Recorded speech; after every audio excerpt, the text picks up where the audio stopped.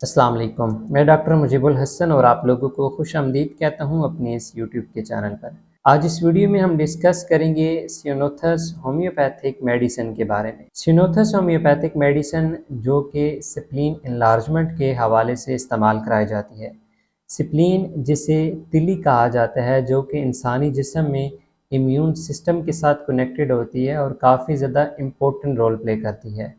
ये जिस्म का एक वाहिद ऐसा ऑर्गन होता है कि जो कि जिस्म को मुख्तलिफ़ किस्म की बीमारियों से बचाने के लिए काफ़ी ज़्यादा अहम किरदार अदा कर रहा होता है। अब ये किस तरह से अपना रोल प्ले करता है और कौन सी डिजीज़ के बायस इसमें काफ़ी ज़्यादा प्रॉब्लम्स देखने मिलती हैं इस ऑर्गन में, उस हवाले से हम इस वीडियो में डिटेल के साथ डिस्कस करेंगे और सिनोथस होम्योपैथिक मेडिसिन के हवाले से भी डिटेल के साथ डिस्कस करेंगे कि आया ये किस तरह से स्प्लीन इनलार्जमेंट की मुख्तलिफ सिम्टम्स के अंदर अपना किरदार अदा करती है और इसके अलावा कौन सी और डिजीज़ के हवाले से इस मेडिसिन को यूज़ किया जा सकता है। वीडियो को स्टार्ट करने से पहले आपसे गुजारिश है कि अगर आप इस चैनल के ऊपर फर्स्ट टाइम आए हैं तो चैनल को लाजमी सब्सक्राइब कीजिएगा और साथ बेल आइकन की घंटी को लाजमी प्रेस कर लीजिएगा ताकि इसी तरह की इन्फॉर्मेटिव वीडियोस होम्योपैथिक मेडिसिन के बारे में आपको मिलती रहें। अपने ट्रीटमेंट के हवाले से अगर आप मेरे साथ रब्ता करना चाहते हैं तो कुछ फ़ीस पे करने के बाद आप व्हाट्सएप के ऊपर इस दिए गए नंबर पर मेरे साथ रब्ता कर सकते हैं। सिनोथस होम्योपैथिक मेडिसिन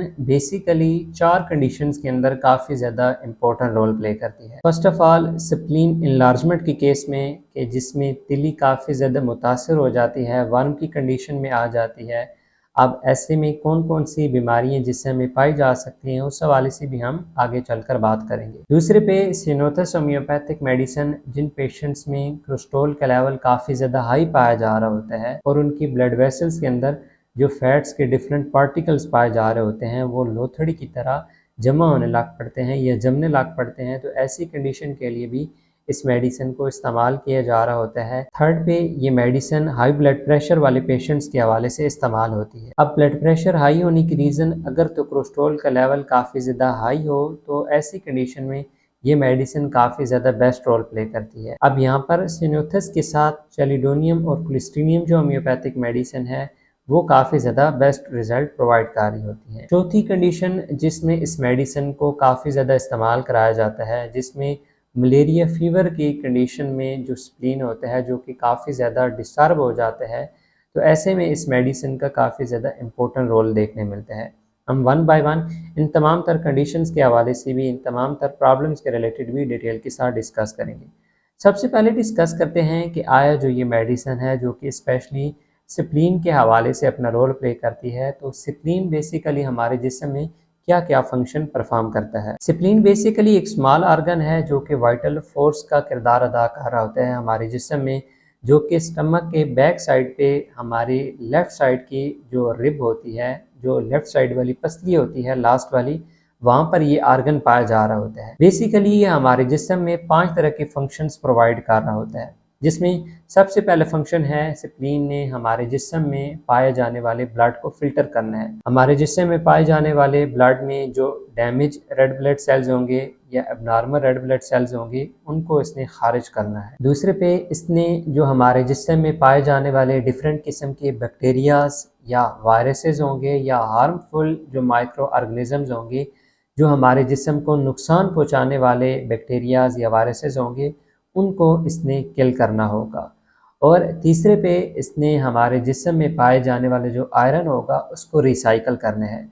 अब जो ओल्ड रेड ब्लड सेल्स होंगे, डैमेज रेड ब्लड सेल्स होंगे या एबनॉर्मल रेड ब्लड सेल्स होंगे, उनमें पाए जाने वाला जो आयरन होगा उसको इसने कलेक्ट कर लेना है और दोबारा से जो हमारी बोन मैरो होगी उसकी तरफ इसे ट्रांसफ़र कर देना है, ताकि जो न्यू रेड ब्लड सेल्स हमारी बोन मैरो बना रही होती है उसमें वो आयरन शामिल होकर दोबारा से बॉडी में सर्कुलेट कर सके। और चौथा इंपॉर्टेंट फंक्शन जो परफॉर्म करता है स्प्लीन, वो ये है कि इसने बेसिकली अपने पास जो जिस्म में हेल्दी रेड ब्लड सेल्स और प्लेटलेट्स होती हैं उनको अपने पास इसने कलेक्ट किया हुआ होता है। जब जिस्म में कोई भी सीवियर किस्म की डिजीज़ देखने मिलती है तो उसमें ये उनको रिलीज़ करता है ताकि बॉडी अपने आप को डिफरेंट किस्म की इन्फ्लेमेशन या इन्फेक्शन से ख़ुद को बचा सके और ख़ुद को रिकवर कर सके।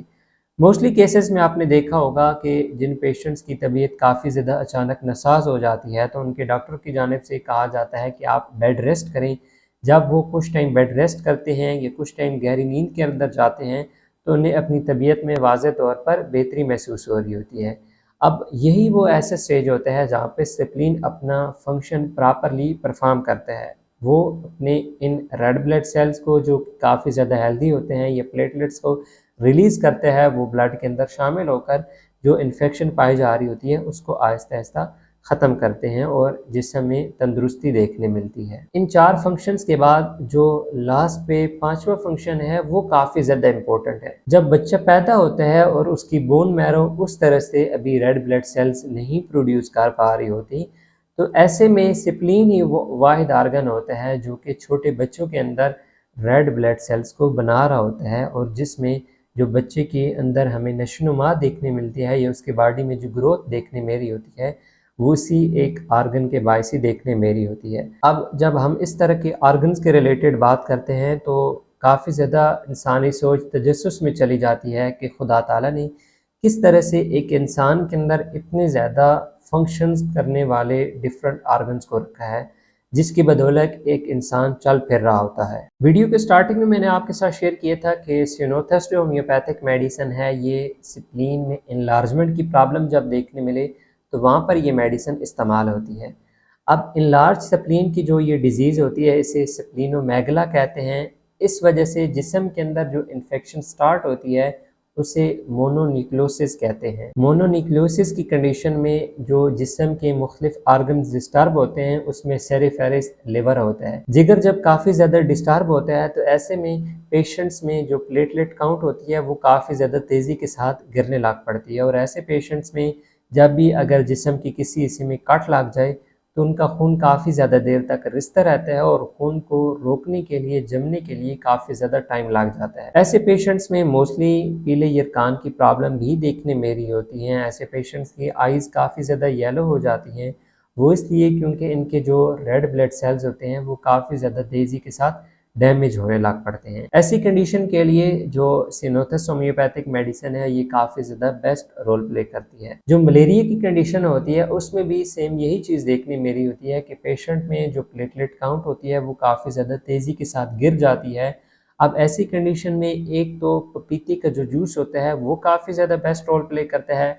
सेकेंडली ऐसी कंडीशन में आप फेरमफास होम्योपैथिक मेडिसिन, सिनोथस होम्योपैथिक मेडिसिन और चाइना होम्योपैथिक मेडिसिन, इन तीनों मेडिसिन को 200 पोटेंसी में इस्तेमाल करेंगे। तीनों मेडिसिन के 5 ड्रॉप 1 कप पानी में डालकर जब आप इस्तेमाल करेंगे तो पेशेंट की जो कंडीशन होगी वो काफ़ी ज़्यादा तेज़ी के साथ बेहतर हो जाएगी। अगर मलेरिया वाले पेशेंट का बुखार ना उतर रहा हो तो फिर वहाँ पर आपने बैक्टीशिया जो होम्योपैथिक मेडिसिन होगी उसे भी 1 एम पावर के अंदर इस्तेमाल करना होगा, लेकिन 1 एम पावर में जस्ट इस मेडिसिन की 3 से 4 डोजेज ही अप्लाई कराई जाती हैं। जैसे कि मैंने पहले जिक्र किया है कि स्प्लीन हमारे जिस्म में काफ़ी ज़्यादा एक इम्पोर्टेंट रोल प्ले करने वाला आर्गन है। अक्सर ड्रामों या मूवीज़ के अंदर आपने सुना होगा कि वाइट ब्लड सेल का कैंसर हो जाना जिसे ल्यूकीमिया कहा जाता है। अब ल्यूकीमिया की जो बेसिक काज बन रही होती है उसमें भी मेन जो स्प्लीन होता है वही डिस्टर्ब होता है, क्योंकि हमारे जिस्म में जो इन्फेक्शन काज करने वाले बैक्टीरियाज या वायरसेस होते हैं उनकी तादाद जब काफ़ी ज़्यादा बढ़ने लग पड़ती है और जो स्प्लीन होता है ये उसको कंट्रोल नहीं कर पा रहा होता, तो ऐसे में पेशेंट्स में जो वाइट ब्लड सेल काउंट होगी वो काफ़ी ज़्यादा बढ़ जाएगी और यही वो कंडीशन होती है जिसे ल्यूकीमिया कहा जा रहा होता है। अब इस तरह की कंडीशंस जब किसी पेशेंट में देखने मिलती है जहाँ पर उसके जिस्म में वाइट ब्लड सेल की काउंट जो हो वो काफ़ी ज़्यादा बढ़ जाए, वहाँ पर सिनोथस होम्योपैथिक मेडिसिन को लाजमन इस्तेमाल कराना चाहिए ताकि ये मेडिसिन स्प्लीन को स्ट्रांग करे और वो जिस्म में पाए जाने वाले वायरसेस इन्फेक्शन का बायस बन रहे होते हैं उनको वो इजीली किल कर पाए। अब ऐसी कंडीशंस के अंदर ही जो एंटीबायोटिक्स होती हैं उनको बेसिकली प्रिस्क्राइब किया जा रहा होता है। अब अगर मैं पाकिस्तान की बात करूं तो यहाँ पे हर दूसरी तीसरी बीमारी के ऊपर एंटीबायोटिक को ही प्रिस्क्राइब कर दिया जाता है डिफरेंट डॉक्टर्स की जानिब से, जो कि स्टार्टिंग में तो पेशेंट को काफ़ी ज़्यादा तेज़ी के साथ रिकवर करती है, लेकिन मोस्टली पेशेंट्स में फिर कुछ टाइम के बाद मुख्तलिफ़ किस्म की नई और बीमारियाँ देखने में मेरी होती हैं। तो इसलिए मैं अपनी मुख्तलिफ़ वीडियोज़ के अंदर भी ये कहता हूँ कि जहाँ पर आपको एंटीबायोटिक्स की ज़रूरत हो आप जस्ट वहाँ पर ही उसे यूज़ करें। अगर आपको एंटीबायोटिक्स की ज़रूरत ना हो तो फिर आप कोशिश करें कि आम जो मेडिकल स्टोर्स होते हैं वहाँ से मेडिसिन को ख़ुद परचेज़ ना करें, क्योंकि अगर आप अपने डॉक्टर के साथ कंसल्ट नहीं करेंगे और उनकी कंसल्टेशन के बगैर ही जस्ट एंटीबायोटिक्स को यूज़ करते रहेंगे आम हल्की फुल्की बीमारियों में भी, तो ये आगे चलकर आपके जिस्म में मुख्तलिफ़ किस्म के कैंसर का बायस भी बन सकती हैं। क्योंकि एंटीबायोटिक्स जो होती हैं उन्होंने जिस्म में पाए जाने वाले जो बैक्टीरियाज होते हैं उनको किल करना होता है। अब जिस्म में दो तरह के बैक्टीरियाज होते हैं, एक वो बैक्टीरिया होती हैं जिसे हम बॉडी फ्रेंडली बैक्टीरिया कहते हैं, और दूसरे वो बैक्टीरियाज होते हैं जो कि जिस्म में मुख्तलिफ इन्फेक्शन का काज बन रही होती है। जब आप बहुत ज़्यादा एंटीबायोटिक्स यूज़ कर रहे होते हैं काफ़ी ज़्यादा लंबे टाइम तक, तो ऐसे में जो बॉडी के फ्रेंडली बैक्टीरियाज होते हैं वो भी काफ़ी ज़्यादा तेज़ी के साथ किल होने लग पड़ते हैं। इसी तरह की काजेज़ के बायस मुख्तलिफ पेशेंट्स में मुख्तलिफ किस्म की दर्दें काफ़ी ज़्यादा देखने में मेरी होती हैं। तो इसलिए कोशिश करें कि डॉक्टर की कंसल्टेशन के बगैर किसी भी फार्मेसी से आप मेडिसिन को ना परचेज़ करें।